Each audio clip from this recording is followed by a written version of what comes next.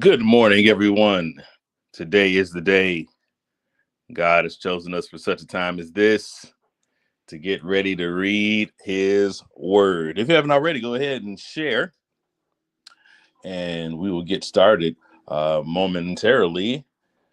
I just realized that I had a little technical difficulty here, unexpected, so we'll get on the screen in just a moment. But meanwhile, I want you to go ahead and get Genesis chapter 39. And that's where we'll be starting our reading today. And we're going to go from Genesis 39 to, I think we're going to close out the book of Genesis today. Our reading today, to keep us on schedule, takes us through chapter 49. But I think we can add in just a little more reading in Genesis chapter 50. So go ahead and pull up Genesis 39. And then we'll get it on the screen for you in just a moment once we work out a few kinks here. So, Lord God, I thank you for this day, and I ask you to show us wonderful things out of your word. In Jesus' name, thank God, and amen.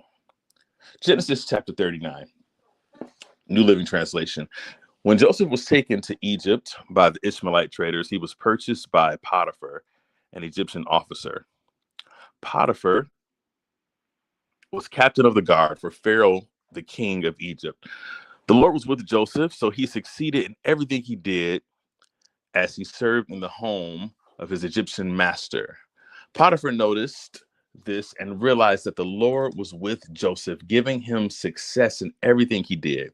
This pleased Potiphar, so he soon put him in charge of his entire household and everything he owned. From the day Joseph was put in charge of his master's household and property, the Lord began to bless Potiphar's household for Joseph's sake. All his household affairs ran smoothly, and his crops and livestock flourished. So Potiphar gave Joseph complete administrative responsibility over everything he owned. With Joseph there, he didn't worry about a thing, except what kind of food to eat. Joseph was a very handsome and well-built young man, and Potiphar's wife soon began to look at him lustfully. "Come and sleep with me," she demanded. But Joseph refused. "Look," he told her, "my master trusts me with everything in his entire household. No one here has more authority than I do.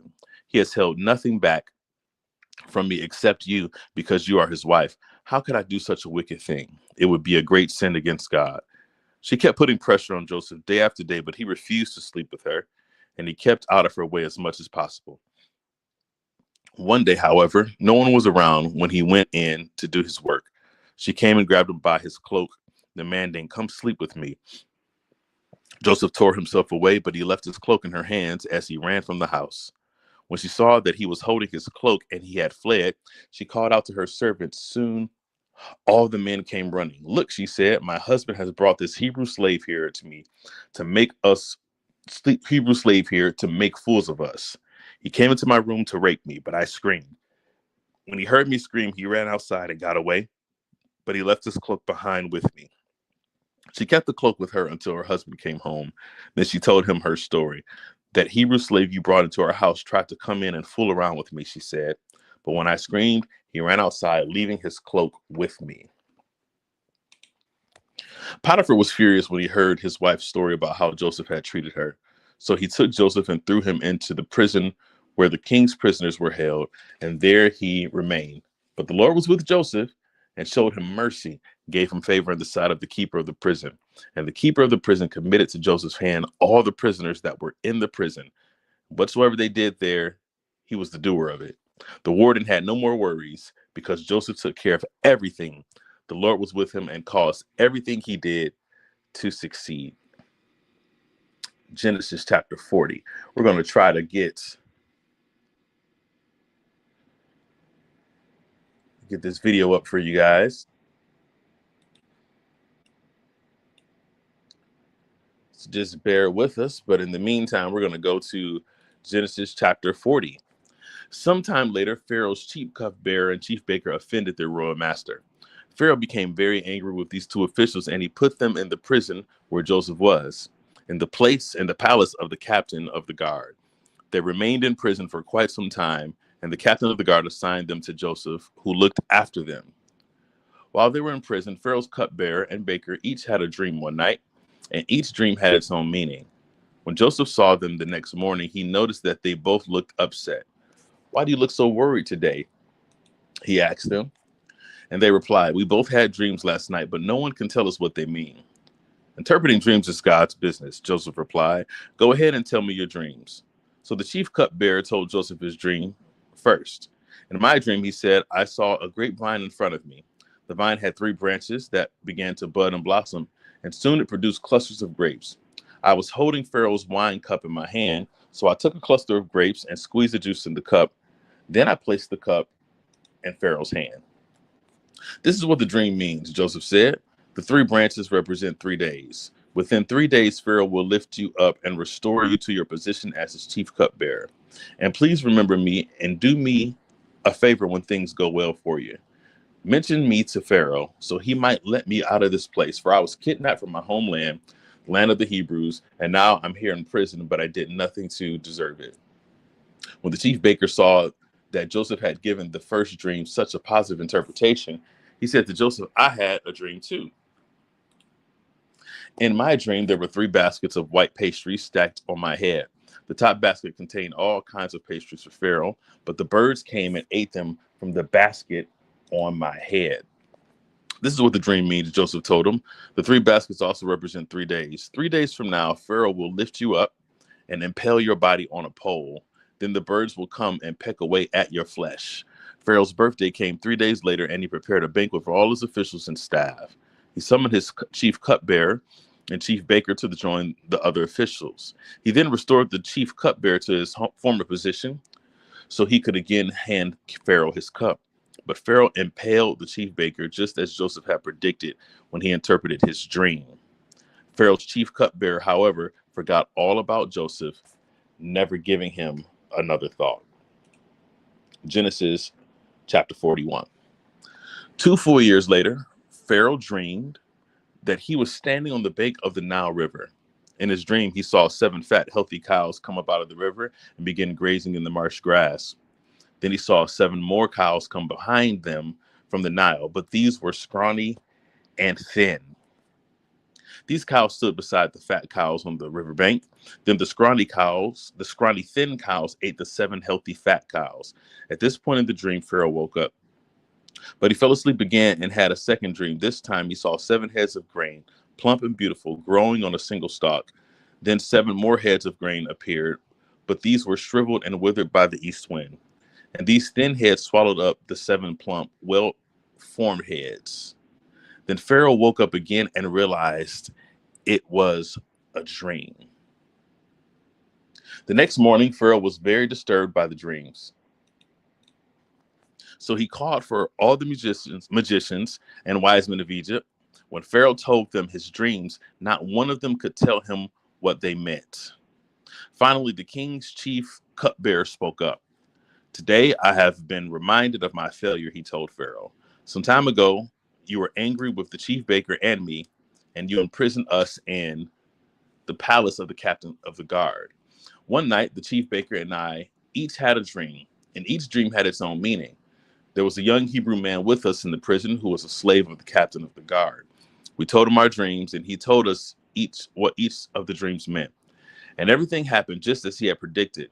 I was restored to my position as cupbearer, and the chief baker was executed and impaled on a pole. Pharaoh sent for Joseph at once, and he was quickly brought from the prison. After he shaved and changed clothes, he went in and stood before Pharaoh. Then Pharaoh said to Joseph, "I have had a dream last night, and no one here can tell me what it means. But I have heard that when you hear about a dream, you can interpret it. It is beyond my power to do this." Joseph replied, "But God can tell you what it means and set you at ease." So Pharaoh told Joseph his dream. "In my dream," he said, "I was standing on the bank of the Nile River, and I saw 7 fat, healthy cows come up out of the river and begin grazing in the marsh grass. But then I saw 7 sick-looking cows, scrawny and thin, come up after him. I've never seen such sorry-looking animals in all the land of Egypt. These thin, scrawny cows ate the 7 fat cows, But afterward you would you wouldn't have known it, for they were still as thin and scrawny as before. And then I woke up. Then I fell asleep, and I had another dream. This time I saw 7 heads of grain, full and beautiful, growing on a single stalk. Then 7 more heads of grain appeared, but these were blighted, shriveled, and withered by the east wind. And the shriveled heads swallowed the 7 healthy heads. I told these dreams to the magicians, but no one could tell me what they meant. Joseph responded, both of Pharaoh's dreams mean the same thing. God is telling Pharaoh in advance what he is about to do. The 7 healthy cows and the 7 healthy heads of grain both represent years of prosperity. The 7 thin, scrawny cows that came up later and the 7 thin heads of grain withered by the east wind represent 7 years of famine. This will happen just as I've described it, for God has revealed to Pharaoh in advance what he is about to do. The next 7 years will be a period of great prosperity throughout the land of Egypt. But afterward, there will be 7 years of famine, so great that all the prosperity will be forgotten in Egypt. Famine will destroy the land. This famine will be so severe that even the memory of the good years will be erased. As for having 2 similar dreams, it means that these events have been decreed by God, and he will soon make them happen. Therefore, Pharaoh should find an intelligent and wise man to put him in charge of the entire land of Egypt. Then Pharaoh should appoint supervisors over the land and let them collect 1/5 of all the crops during the 7 good years. Have them gather all the food produced in the good years that are just ahead and bring it to Pharaoh's storehouses. Store it away and guard it so there will be food in the cities. That way there will be enough to eat when the 7 years of famine come to the land of Egypt. Otherwise, this famine will destroy the land. Joseph's suggestions were well received by Pharaoh and his officials. So Pharaoh asked his officials, can we find anyone else like this man, so obviously filled with the Spirit of God? Then Pharaoh said to Joseph, since God has revealed the meaning of the dreams to you, clearly no one else is as intelligent or wise as you are. You will be in charge of my court, and all my people will take orders from you. Only I, sitting on my throne, will have a rank higher than yours. Pharaoh said to Joseph, I hereby put you in charge of the entire land of Egypt. Then Pharaoh removed his signet ring from his hand and placed it on Joseph's finger. He dressed him in fine linen clothing and hung a gold chain around his neck. Then he had Joseph ride in the chariot reserved for his second in command. And wherever Joseph went, the command was shouted, kneel down. So Pharaoh put Joseph in charge of all Egypt. And Pharaoh said to him, I am Pharaoh, but no one will lift a hand or foot in the entire land of Egypt without your approval. Then Pharaoh gave Joseph a new Egyptian name, Zephanath-Paneah. He also gave him a wife whose name was Asenath. She was the daughter of Potiphar, the priest of On. So Joseph took charge of the entire land of Egypt. He was 30 years old when he began serving in the court of Pharaoh, the king of Egypt. And when Joseph left Pharaoh's presence, he inspected the entire land of Egypt. As predicted, for 7 years, the land produced bumper crops. During those years, Joseph gathered all the crops grown in Egypt and stored the grain from the surrounding fields and cities. He piled up huge amounts of grain like sand on the seashore. Finally, he stopped keeping records because there was too much to measure. During this time, before the first of the famine years, 2 sons were born to Joseph and his wife Asenath, the daughter of Potiphar, the priest of On. Joseph named his older son Manasseh, for he said, God has made me forget all my troubles and everyone in my father's family. Joseph named his second son Ephraim, for he said, God has made me fruitful in this land of my grief. At the last of the 7 years of bumper crops throughout the land of Egypt came to an end. Then the 7 years of famine began, just as Joseph had predicted. The famine also struck all the surrounding countries, but throughout Egypt there was plenty of food. Eventually, however, the famine spread throughout the land of Egypt as well. And when the people cried out to Pharaoh for food, he told them, go to Joseph and do whatever he tells you. So with severe famine everywhere, Joseph opened the storehouses and distributed grain to the Egyptians, for the famine was severe throughout the land of Egypt. And people from all around came to Egypt to buy grain from Joseph because the famine was severe throughout the world. Genesis chapter 42. When Jacob heard that grain was available in Egypt, he said to his sons, why are you standing around looking at one another? I have heard there is grain in Egypt. Go down there and buy enough grain to keep us alive. Otherwise, I will die. So Joseph's 10 older brothers went down to Egypt to buy grain. But Jacob wouldn't let Joseph's younger brother Benjamin go with them, for fear some harm might come to him. So Jacob's sons arrived in Egypt along with others to buy food, for the famine was in Canaan as well. Since Joseph was governor of all Egypt, in charge of selling grain to all the people, it was to him that his brothers came. When they arrived, they bowed before him with their faces to the ground. Joseph recognized his brothers instantly, but he pretended to be a stranger and spoke harshly to them. "Where are you from?" he demanded. "From the land of Canaan," they replied. "We have come to buy food." Although Joseph recognized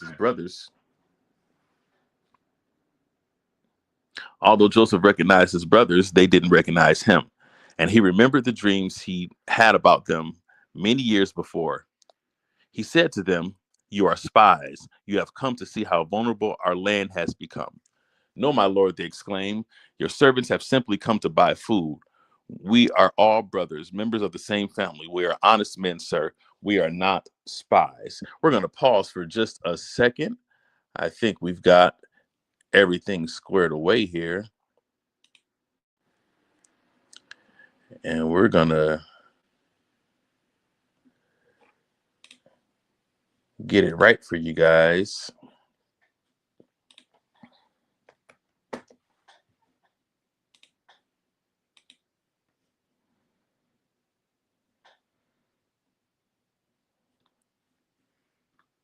We are in Genesis 42.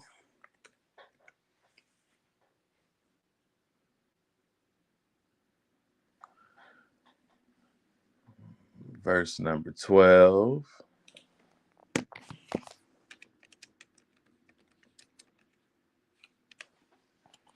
New Living Translation. Good morning. Good morning. I see you all. Sister Rich, Sister Kia, Mom, Sister Bernadette, many others that are watching on Instagram. God bless you all. All righty.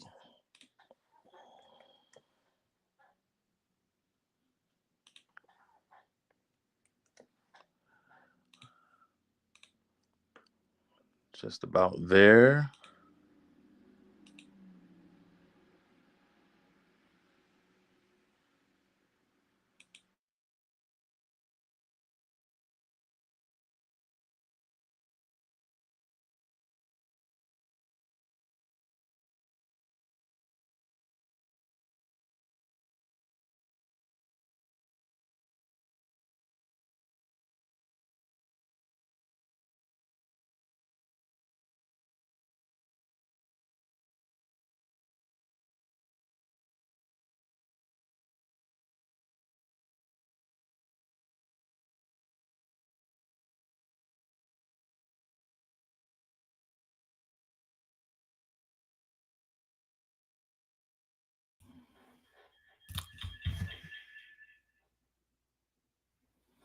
All righty. I think we're good to go.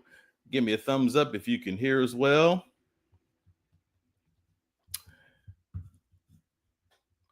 All right. Verse number 13. "Sir," they said, "there are actually 12 of us. We, your servants, are all brothers, sons of a man living in the land of Canaan. Our youngest brother is back there with our father right now, and one of our brothers is no longer with us." But Joseph insisted, as they said, "You are spies. As I said, you are spies. This is how I will test your story. I swear by the life of Pharaoh that you will never leave Egypt unless your younger brother comes here. One of you must go and get your brother.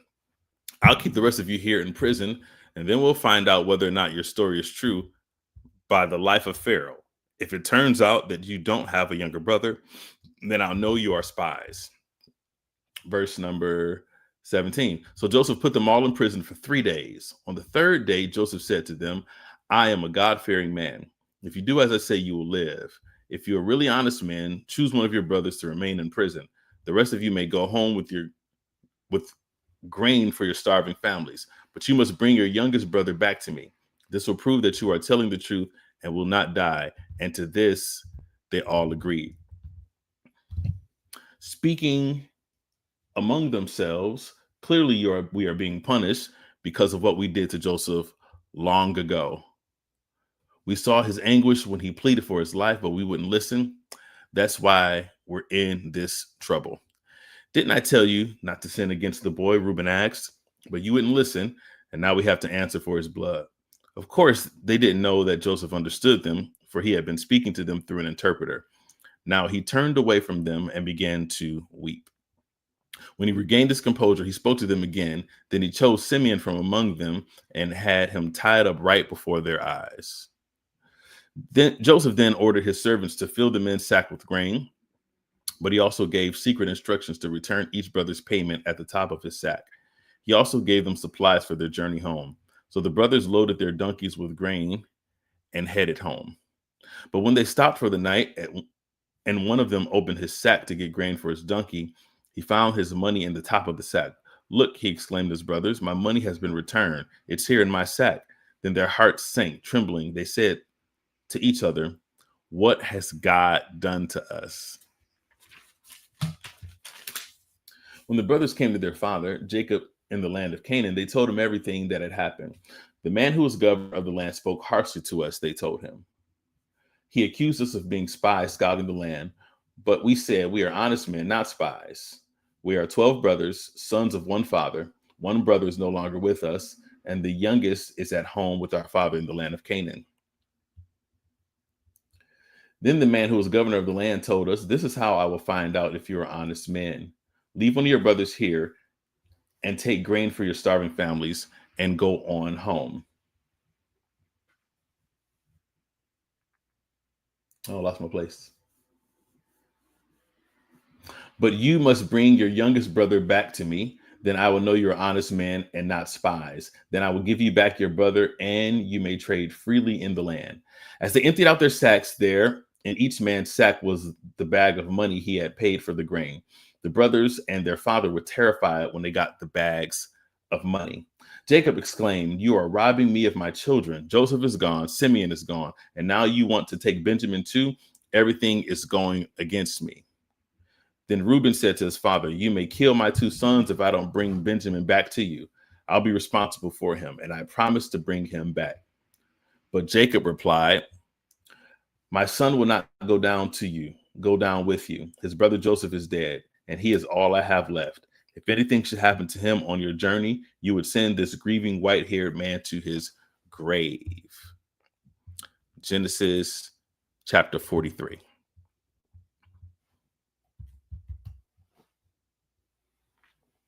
But the famine continued to ravage the land of Canaan.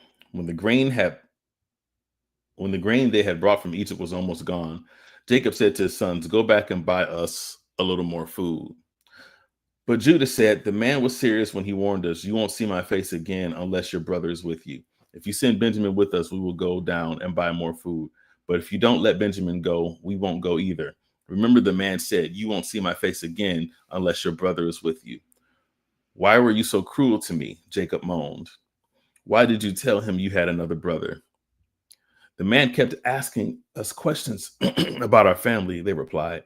He asked, is your father still alive? Do you have another brother? So we answered his questions. How could we know he would say, bring your brother down here?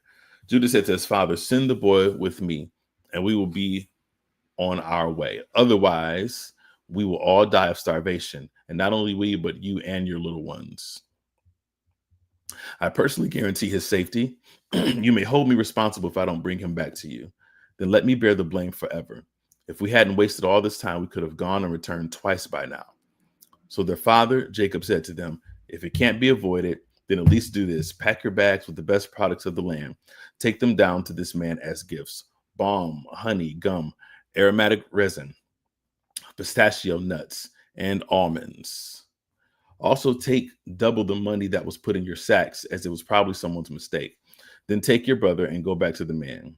May God Almighty give you mercy as you go before the man, so that he will release Simeon and let Benjamin return. But if I must lose my children, so be it. So the men packed Jacob's gifts and doubled the money and hit off with Benjamin. They finally arrived in Egypt and presented themselves to Joseph.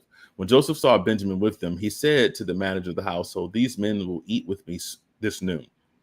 Take them inside the palace, then go slaughter an animal and prepare a big feast. So the man did as Joseph told him and took them into Joseph's palace. The brothers were terrified when they saw that they were being taken into Joseph's house. It's because of the money someone put in our sacks last time we were here. They said, he plans to pretend that we stole it. Then he will seize us, make us slaves, and take our donkeys. The brothers approached the manager of Joseph's household and spoke to him at the entrance of the palace. Sir, they said, we came to Egypt once before to buy food. But as we were returning home, we stopped for the night and opened our sacks.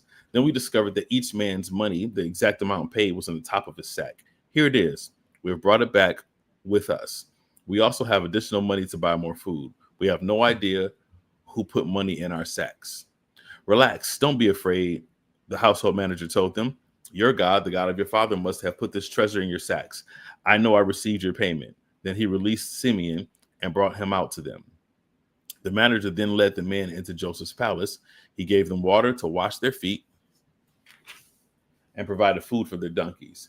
They were told they would be eating there, so they prepared the gifts for Joseph's arrival at noon. When Joseph came home, they gave him the gifts they had brought him, then bowed low to the ground before him. After greeting them, he asked, how is your father, the old man you spoke about? Is he still alive? Yes, they replied. Our father, your servant, is alive and well. And he bowed low again. Then Joseph looked at his brother Benjamin, the son of his own mother. Is this your youngest brother, the one you told me about? Joseph asked, may God be gracious to you, my son. Then Joseph hurried from the room because he was overcome with emotion for his brother. He went into the private room where he broke down and wept. After washing his face, he came back out, keeping himself under control. Then he ordered, bring out the food. The waiters served Joseph at his own table, and his brothers were served at a separate table. The Egyptians who ate with Joseph sat down at their own table, because Egyptians despised Hebrews and refused to eat with them. Joseph told each of his brothers where to sit, and to their amazement, he seated them according to age, from oldest to youngest. And Joseph filled their plates with food from his own table, giving Benjamin 5 times as much as he gave the others. So they feasted and drank freely with them.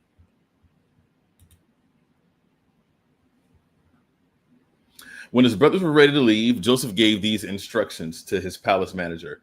Fill each of their sacks with as much grain as they can carry, and put each man's money back into his sack. Then put my personal silver cup at the top of the youngest brother's sack, along with the money for his grain. So the manager did as Joseph instructed him. The brothers were up at dawn and were set on their journey with their loaded donkeys. But when they had only gone a short distance and were barely out of the city, Joseph said to his palace manager, chase after them and stop them. When you catch up with them, ask them, why have you repaid my kindness with such evil? Why have you stolen my master's silver cup, which he uses to predict the future? What a wicked thing you have done. When the palace manager caught up with the men, he spoke to them as he had been instructed. What are you talking about? The brothers responded. We are your servants and would never do such a thing. Didn't we return the money we found in our sacks and brought it back all the way from the land of Canaan? Why would we steal silver and gold from your master's house? If you find this cup with any of us, let that man die, and the rest of us, my lord, will be your slaves. That's fair, the man replied, but only the one who stole the cup will be my slave. The rest of you may go free. They all quickly took their sacks from their backs of their donkeys and opened them. The palace manager searched the brothers' sacks from the oldest to the youngest, and the cup was found in Benjamin's sack. When the brothers saw this, they tore their clothing in despair. They loaded their donkeys again and returned to the city. Joseph was still in his palace when Judah and his brothers arrived, and they fell to the ground before him. What have you done? Joseph demanded. Don't you know that a man like me can predict the future? Judah answered, oh, my Lord, what can we say to you? How can we explain this? How can we prove our innocence? God is punishing us for our sins. My Lord, we have all returned to be your slaves, all of us, not just our brother who had your cup in his sack. No, Joseph said, I would never do such a thing. Only the man who stole the cup will be my slave. The rest of you may go back to your father in peace. Then Judah stepped forward and said, please, my Lord, let your servant say just one word to you. Please do not be angry with me, even though you are as powerful as Pharaoh himself. My Lord, previously you asked us, your servants, do you have a father or a brother?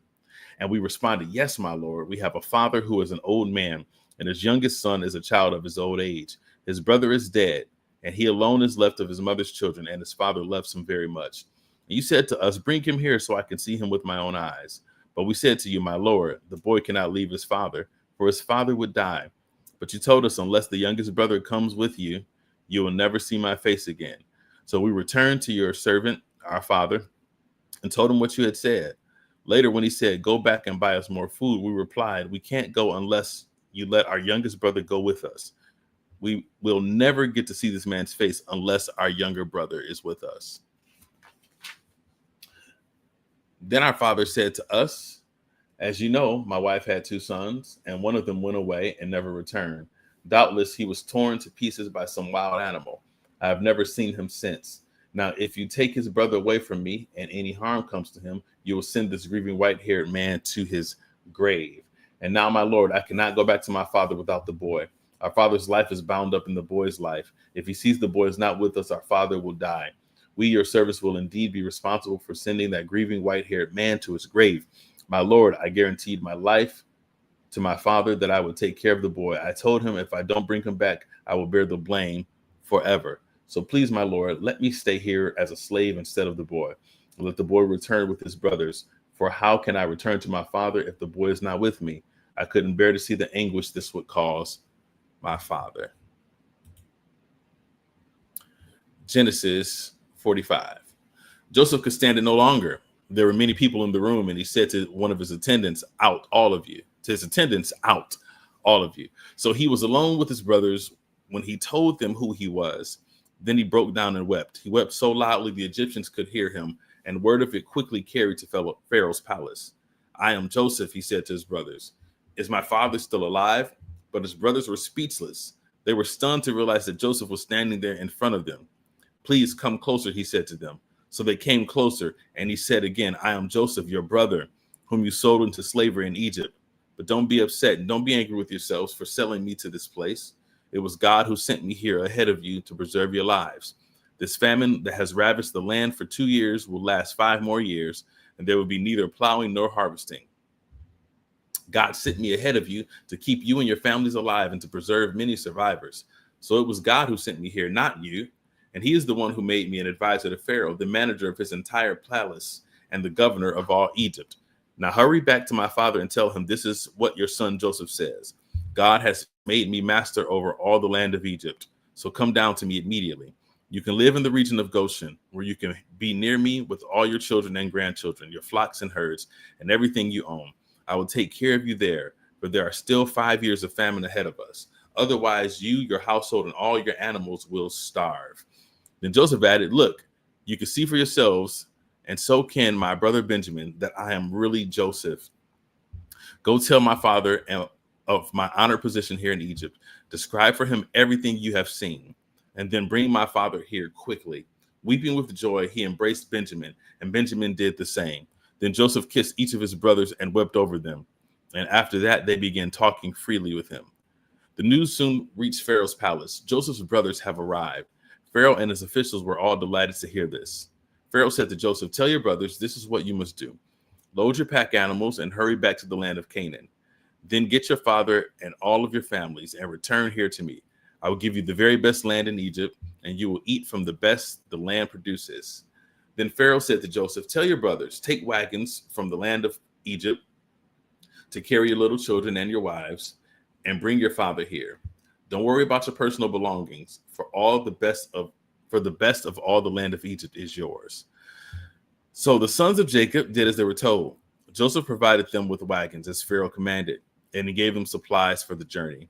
And he gave each of them new clothes, but to Benjamin he gave 5 changes of clothes, 300 pieces of silver. He also sent his father 10 male donkeys loaded with the finest products of Egypt, and 10 female donkeys loaded with grain and bread and other supplies he would need for his journey. So Joseph sent his brothers off, and as they left, he called after them, don't quarrel about this along the way. And they left Egypt and returned to their father Jacob in the land of Canaan. Joseph is still alive, they told him, and he is governor of all the land of Egypt. Jacob was stunned at the news. He couldn't believe it. But when they repeated it to Jacob, everything Joseph had told them, and when he saw the wagons Joseph had sent to carry him, their father's spirits revived. Then Jacob exclaimed, it must be true. My son Joseph is alive. I must go see him before I die. Genesis chapter 46. So Jacob set out for Egypt with all his possessions, and when he came to Beersheba, he offered sacrifices to the God of his father Isaac. During the night, God spoke to him in a vision. Jacob, Jacob, he called. Here I am, Jacob replied. I am the God of your father. The voice said, do not be afraid to go down to Egypt, for there I will make your family into a great nation. I will go with you down to Egypt, and I will bring you back again, but you will die in Egypt with Joseph attending to you. So Jacob left Beersheba, and his sons took him to Egypt. They carried him and their little ones and their wives in the wagons Pharaoh had provided for them. They also took their livestock and all personal belongings they had acquired in the land of Canaan. So Jacob and his entire family went to Egypt, sons and grandsons, daughters and granddaughters, all his descendants. These are the names of Jacob's descendants of Israel, the son of Jacob. These are the names of the descendants of Israel, the sons of Jacob who went to Egypt. Reuben was the oldest son. The sons of Reuben were Hanok, Palu, Hezron, and Carmi. The sons of Simeon were Jemuel, Jamin, Ahad, Jakin, Zahor, and Shual. Shaul's mother was a Canaanite woman. These are the sons of Levi, Gershon, Kohath, and Merari. The sons of Judah were Onan, Shelah, Perez, and Zerah. Though and Onan had died in the land of Canaan, the sons of Perez were Hezron and Hamul. The sons of Issachar were Tola, Puah, Jashub, and Shimron. The sons of Zebulun were Sered, Elon, and Jalil. These were the sons of Leah and Jacob who were born in Padan Aram. In addition to their daughter Dinah, the number of Jacob's descendants, male and female, through Leah was 33. The sons of Gad were Zephon, Hagi, Shuni, Esbon, Eri, Aradi, and Areli. The sons of Asher were Imnai, Ishvi, and Berea. Their sister was Sarah. Berea's sons were Heber and Malkiel. These were the sons of Zilpah, the servant given to Leah by her father Laban. The number of Jacob's descendants through Zilpah was 16. The sons of Jacob's wife Rachel were Joseph and Benjamin. Joseph's sons were born in the land of Egypt, were Manasseh and Ephraim. Their mother was Asenath, the daughter of Potipharah, the priest of On. Benjamin's sons were Bela, Bekir, Ashbel, Gera, Naaman, Ehi, Rosh, Mupim, Hupim, and Ard. These were the sons of Rachel and Jacob. The number of Jacob's descendants through Rachel was 14. The son of Dan was Hushim. The sons of Naphtali were Jazeel, Guni, Jazir, and Shelam. These were the sons of Bilhah, the servant given to Rachel by her father Laban. The number of Jacob's descendants through Bilhah was 7. The total number of Jacob's direct descendants who went with him to Egypt, not counting his sons' wives, was 66. In addition, Joseph had 2 sons who were born in Egypt. So altogether, there were 17 members of Jacob's family in the land of Egypt. As they neared their destination, Jacob sent Judah ahead to meet Joseph and get directions to the region of Goshen. And when they finally arrived there, Joseph prepared his chariot and traveled to Goshen to meet his father, Jacob. When Joseph arrived, he embraced his father and wept, holding him for a long time. Finally, Jacob said to Joseph, now I'm ready to die, since I have seen your face again and know you are still alive.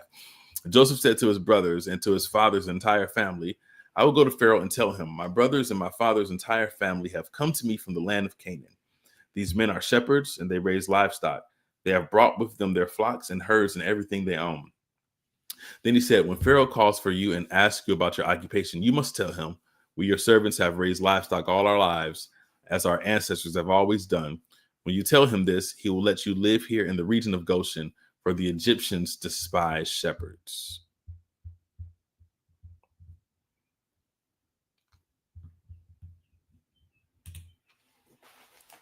Genesis chapter 47. Then Joseph went to see Pharaoh and told him, my father and my brothers have arrived from the land of Canaan. They have come here with all their flocks and herds and possessions, and they are now in the region of Goshen. Joseph took 5 of his brothers with him and presented them to Pharaoh. Pharaoh asked his brothers, "What is your occupation?" They replied, "We, your servants, are shepherds just like our ancestors. We have come to live here in Egypt for a while, for there's no pasture for our flocks in Canaan. The famine is very severe, so please, we request permission to live in the region of Goshen." Then Pharaoh said to Joseph, "Now that your father and brothers have joined you here, choose any place in the entire land of Egypt for them to live. Give them the best of the land of Egypt. Let them live in the region of Goshen. And if any of them have special skills, put them in charge of my livestock too." Then Joseph brought in his father Jacob and presented him to Pharaoh, and Jacob blessed Pharaoh. "How old are you?" Pharaoh asked him. Jacob replied, "I have traveled this earth for 130 hard years, but my life has been short compared to the lives of my ancestors." Then Jacob blessed Pharaoh again before leaving his court. So Joseph assigned the best land of Egypt, the region of Ramesses, to his father and his brothers, and he settled them there, just as Pharaoh had commanded. And Joseph provided food for his father and his brothers in amounts appropriate to the number of their dependents, including the smallest children. Meanwhile, the famine became so severe that all the food was used up, and people were starving throughout the lands of Egypt and Canaan. By selling grain to the people, Joseph eventually collected all the money in Egypt and Canaan, and he put the money into Pharaoh's treasury. When the people of Egypt and Canaan ran out of money, all the Egyptians came to Joseph. "Our money is gone," they cried, "but please give us food or we will die before your eyes." Joseph replied, "Since your money is gone, bring me your livestock. I will give you food in exchange for your livestock." So they brought their livestock to Joseph in exchange for food. In exchange for their horses, flocks of sheep and goats, herds of cattle and donkeys, Joseph provided them with food for an entire year. But that year ended, and the next year they came again and said, "We cannot hide the truth from you, my lord. Our money is gone, and our livestock and cattle are yours. We have nothing left to give you but our bodies and our land. Why should we die before our eyes, before your very eyes? Bury us and our land buy us and our land in exchange for food. We offer our land and ourselves as slaves for Pharaoh. Just give us grain so we may live and not die, and so the land does not become empty and desolate." So Joseph bought all the land of Egypt for Pharaoh. All the Egyptians sold him their fields because the famine was so severe, and soon all the land belonged to Pharaoh. As for the people, he made them slaves from one end of Egypt to the other. The only land he did not buy was the land belonging to the priests. They received an allotment of food directly from Pharaoh, so they didn't need to sell their land. Then Joseph said to the people, "Look, today I have brought you and your land for Pharaoh. I will provide you with seed so you can plant the fields. Then when you harvest it, 1/5 of your crop will belong to Pharaoh. You may keep the remaining 4/5 as seed for your fields and as food for your households and your little ones. You have saved our lives," they exclaimed. "May it please you, my lord, to let us be Pharaoh's servants." Joseph then issued a decree still in effect in the land of Egypt that Pharaoh should receive 1/5 of all the crops grown on his land. Only the land belonging to the priests was not given to Pharaoh. Meanwhile, the people of Israel settled in the region of Goshen in Egypt. There they acquired property, and they were fruitful, and their population grew rapidly. Jacob lived for 17 years after his arrival in Egypt, so he lived 147 years in all. As the time of his death drew near, Jacob called for his son Joseph and said to him, "Please do me this favor. Put your hand under my thigh and swear that you will treat me with unfailing love by honoring this last request. Do not bury me in Egypt. When I die, please take my body out of Egypt and bury me with my ancestors." So Joseph promised, "I will do as you ask." "Swear that you will do it," Jacob insisted. So Joseph gave his oath, and Jacob bowed humbly at the head of his bed. Genesis chapter 48. One day, not long after this, the word came to Joseph, "Your father is failing rapidly." So Joseph went to visit his father, and he took with him his two sons, Manasseh and Ephraim. When Joseph arrived, Jacob was told, "Your son Joseph has come to see you." So Jacob gathered his strength and sat up in his bed. Jacob said to Joseph, "God Almighty appeared to me at Luz in the land of Canaan to bless me. He said to me, 'I will make you fruitful and I will multiply your descendants. I will make you a multitude of nations. and I will give you this land of Canaan to your descendants after you as an everlasting possession. Now I'm claiming as my own sons these two boys of yours, Ephraim and Manasseh, who were born here in the land of Egypt before I arrived. They will be my sons just as Reuben and Simeon are. But any children born to you in the future will be your own, and they will inherit the land within territories of their borders, of their brothers, Ephraim and Manasseh. Long ago, as I was returning from Padan Aram, Rachel died in the land of Canaan. We were still on the way, some distance from Ephraim, that is Bethlehem. So with great sorrow, I buried her there beside the road to Ephraim. Then Jacob looked over at the two boys. Are these your sons? He asked. Yes, Joseph told him. These are the sons God has given me in Egypt. And Jacob said, bring them closer to me so I can bless them. Jacob was half blind because of his age and could hardly see. So Joseph brought the boys close to him, and Jacob kissed and embraced them. Then Jacob said to Joseph, I never thought I would see your face again, but now God has let me see your children too. Joseph moved the boys, who were at their grandfather's knees, and he bowed with his face to the ground. Then he positioned the boys in front of Jacob. With his right hand, he directed Ephraim toward Jacob's left hand, and with his left hand, he put Manasseh at Jacob's right hand. But Jacob crossed his arms as he reached out to lay his hands on the boys' heads. But he put his right hand on the head of Ephraim, though he was the younger boy, and his left hand on the head of Manasseh, though he was the firstborn. Then he blessed Joseph and said, may the God before whom my grandfather Abraham and my father Isaac walked, the God who has been my shepherd all my life to this very day, the angel who has redeemed me from all harm, may he bless these boys. May they preserve my name and the names of Abraham and Isaac, and may their descendants multiply greatly throughout the earth. But Joseph was upset when he saw his father placed his right hand on Ephraim's head.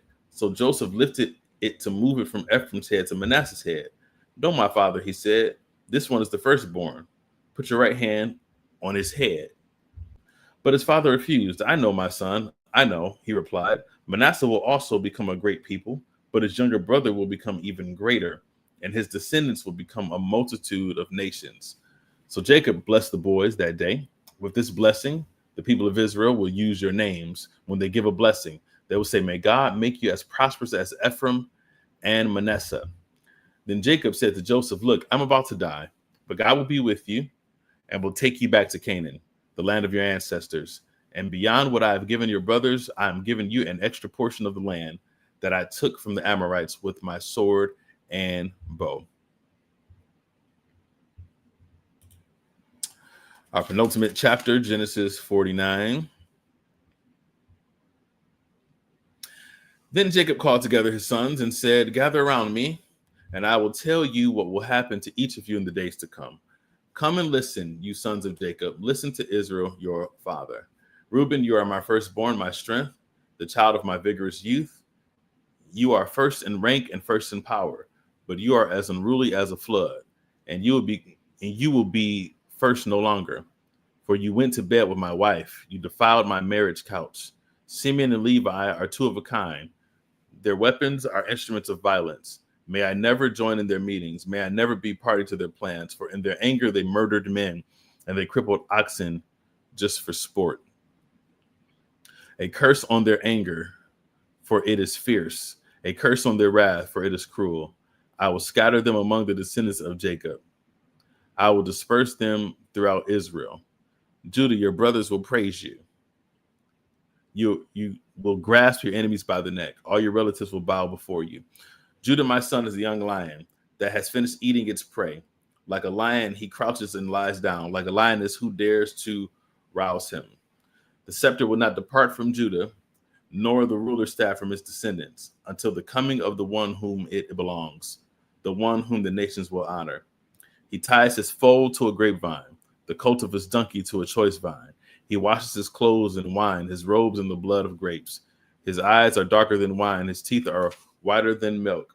Zebulun will settle by the seashore and will be a harbor for ships. His borders will extend to Sidon. Issachar is a sturdy donkey, resting between two saddle packs. When he sees how good the countryside is and how pleasant the land, he will bend his shoulder to the load and submit himself to hard labor. Dan will govern his people like any other tribe in Israel. Dan will be a snake beside the road, a poisonous viper along the path that bites the horse's hooves, so its rider is thrown off. I trust in you for salvation, O Lord. Gad will be attacked by marauding bands, but he will attack them when they retreat. Asher will dine on rich foods and produce food fit for kings. Naphtali is a doe set free that bears beautiful fawns. Joseph is the foal of a wild donkey, the foal of a wild donkey at spring, one of the wild donkeys on the ridge. Archers attacked him savagely, but they shot at him and harassed him. But his bow remained taut, and his arms were strengthened. By the hands of the mighty one of Jacob, by the shepherd, the rock of Israel, may the God of our father help you. May the God bless you.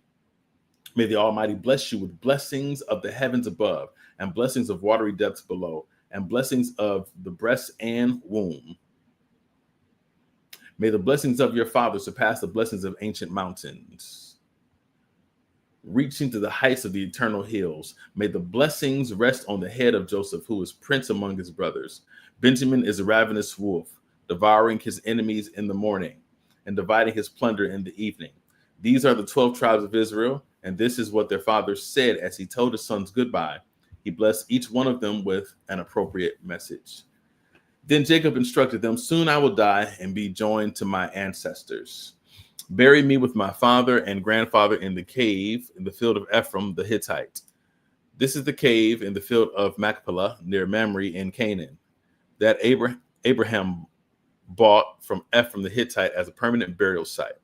There Abraham and his wife Sarah are buried. There Isaac and his wife Rebekah are buried, and there I buried Leah. It is the plot of land and the cave that my grandfather Abraham bought from the Hittites. When Jacob had finished this charge to his sons, he drew his feet into the bed, breathed his last, and joined his ancestors in death. Our final chapter, Genesis chapter 50.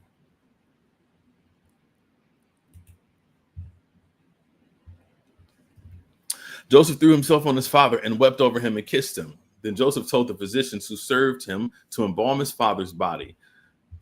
So Jacob was embalmed. The embalming process took the usual 40 days, and the Egyptians mourned his death for 70 days. When the period of mourning was over, Joseph approached Pharaoh's advisors and said, please do me this favor and speak to Pharaoh on my behalf. Tell him that my father made me swear an oath. He said to me, listen, I'm about to die. Take my body back to the land of Canaan and bury me in the tomb I prepared for myself. So please allow me to go and bury my father. After his burial, I will return without delay. Pharaoh agreed to Joseph's request. Go and bury your father as he made you promise, he said. So Joseph went up to bury his father. He was accompanied by all of Pharaoh's officials, all the senior members of Pharaoh's household, and all the senior officers of Egypt. Joseph also took his entire household and his brothers and their households, but they left their little children and flocks and herds in the land of Goshen. A great number of chariots and charioteers accompanied Joseph. When they arrived at the threshing floor of Atad, near the Jordan River, they held a very great and solemn memorial service with a 7-day period of mourning for Joseph's father. The local residents, the Canaanites, watched them mourning at the threshing floor of Atad. Then they renamed the place, which is near the Jordan, Abel Mizraim, for they said, this is a place of deep mourning for these Egyptians. So Jacob's sons did as he had commanded them. They carried his body to the land of Canaan and buried him in the cave in the field of Machpelah, near Mamre. This is the cave that Abraham had bought as a permanent burial site from Ephraim the Hittite. After burying Jacob, Joseph returned to Egypt with his brothers and all who had accompanied him to his father's burial. But now that their father was dead, Joseph's brothers became fearful. Now Joseph will show his anger and pay us back for all the wrong we did to him, they said. So they sent this message to Joseph. Before your father died, he instructed us to say to you, Please forgive your brothers for the great wrong they did to you, for their sin in treating you so cruelly. So we, the servants of God, of the God of your father, beg you to forgive our sin." When Joseph received the message, he broke down and wept. Then his brothers came and threw themselves down before Joseph. "Look, we are your slaves," they said. But Joseph said, "Do not be afraid of me. Am I God that I can punish you? You intended to harm me, but God intended it all for good. He brought me to this position so I could save the lives of many people. No, don't be afraid. I will continue to take care of you and your children." So he reassured them by speaking kindly to them. So Joseph and his brothers and their families continued to live in Egypt. Joseph lived to the age of 110. He lived to see 3 generations of descendants of his son Ephraim, and he lived to see the birth of the children of Manasseh's son Machir, whom he claimed as his own. "Soon I will die," Joseph told his brothers, "but God will surely come to help you and lead you out of this land. He will bring you back to the land he solemnly promised to give to Abraham, to Isaac, and to Jacob." Then Joseph made the sons of Israel swear an oath, and he said, "When God comes to help you and lead you back, you must take my bones with you." So Joseph died at the age of 110. The Egyptians embalmed him, and his body was placed in a coffin in Egypt. The word of God for the people of God. Thanks be to God. You all, we have read Genesis chapter 39 through 50, completing the book of Genesis. I need some hand claps or something. Applause. There we go. The entire book of Genesis, y'all. That's a good deal. Okay, that's enough. And today, as we have been doing every day, if you desire to be a blessing to this ministry that is taking place, then we'll place the ways to give on the screen once we can find them.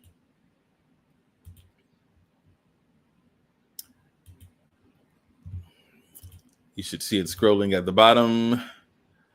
And then, of course, if you want to give electronically, it is on your screen for Philos Church or for Pentecostal Temple, whichever site you're watching from. Give to that appropriate ministry. And y'all, we made it, and the week isn't even over yet. So join us tomorrow as we start the book of Exodus, and we will go from Exodus chapter 1. Let us see.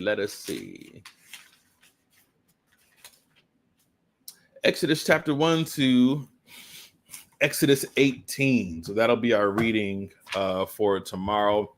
So if you're just watching later this afternoon, good afternoon. If you're watching this evening, good evening to you, and enjoy hearing the word of God wash over you. There's a blessing in reading the word and hearing the word. So thanks for being on this journey, and we'll see you all tomorrow. All right. Peace and blessings.